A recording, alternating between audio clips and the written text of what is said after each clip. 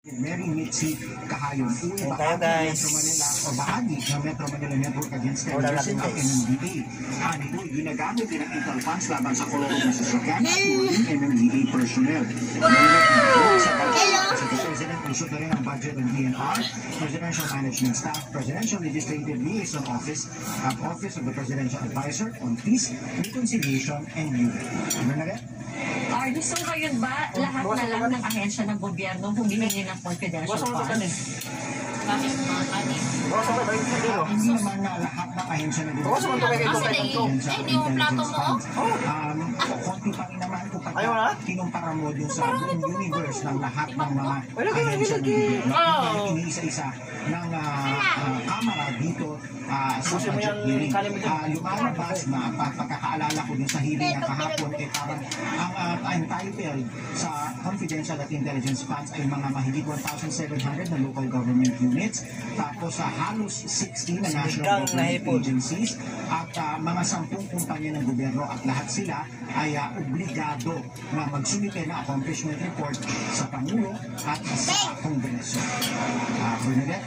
Maraming salamat sa iyo, RG Cruz. Muling nagpatutsadahan na ang mga lokal na pamahalaan ng Makati at Taguig. Tungkol naman ito ngayon sa paglilipat ng mga health facilities gaya ng ospital ng Makati at mga barangay health centers. Nagpapatrol, Robert Mano. Kung dati, mga paaralan sa Embo Barangay ang nilagyan ng mga tarpaulin para sabihing pag-aari ito ng Makati City, ngayon, mayroon na rin ganitong tarpaulin ng mga health center ng Embo Barangays at maging ang ospital ng Makati o OSMA. Kabilang si Nanay Annalisa na kapila kanina sa health center sa Estrembo. Pumila siya para sa libreng insulin ng asawa. 5 taon na rin anyang libre ang dialysis ng asawa sa OSMA. Ang ikinalulungkot niya, ngayong nalipat na sila sa Taguig. Hindi tiyak kung may pagpapatuloy ang libreng dialysis ng asawa. Kaya kailangan talaga namin ng pre-dialysis ng asawa ko. Dahil mamamatay siya pag hindi ko kaya ang dialysis sa labas eh. Si Charmaine naman 2 beses nang nanganak pero halos walang binayaran sa OSMA. Ang problema niya ngayon, paso na ang kanyang yellow card na bigay ng Makati. Talagang ang laking impact niya.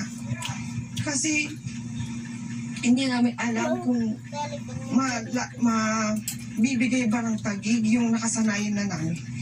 Nitong weekend, nagpatutsadahan ang Makati at Taguig. Inakusahan ng Makati LGU ang Taguig na ibinasura ang panukalang kasunduan para sa paglilipat ng datos, serbisyo at maging health facilities na nasa Embo Barangays na sakop ng desisyon ng Korte Suprema. Sabi ni Makati City Administrator Claro Certeza, iminungkahi nila ang isang Memorandum of Agreement sakop ang 8 barangay health centers at maging sa ospital ng Makati. Kabilang sa panukala ang pagkakaroon ng credit line sa OSMA upang masiguro na hindi maaapektuhan ang serbisyo ng ospital lalo na sa mga mahihirap na residente.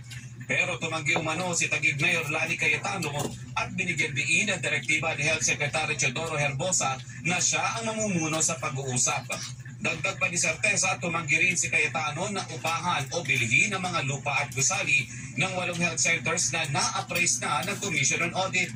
Ibinasura din umano ng Taguig ang data sharing deal ng mga dati at kasalukuyang pasyente ng 8 health centers. Buwelta naman ng Taguig City, ang Makati ang umatras sa usapan. Hindi umano katanggap-tanggap ang MOA ng Makati dahil nakasaad dito na pagmamayari nila ang lupa at ang mga health center. Malinaw din umano sa transition na hindi na muna isasali sa usapan ang issue ng pagmamayari ng gusali at lupain, bagay na hindi nila sinunod ng Makati. Paglilinaw pa ng Taguig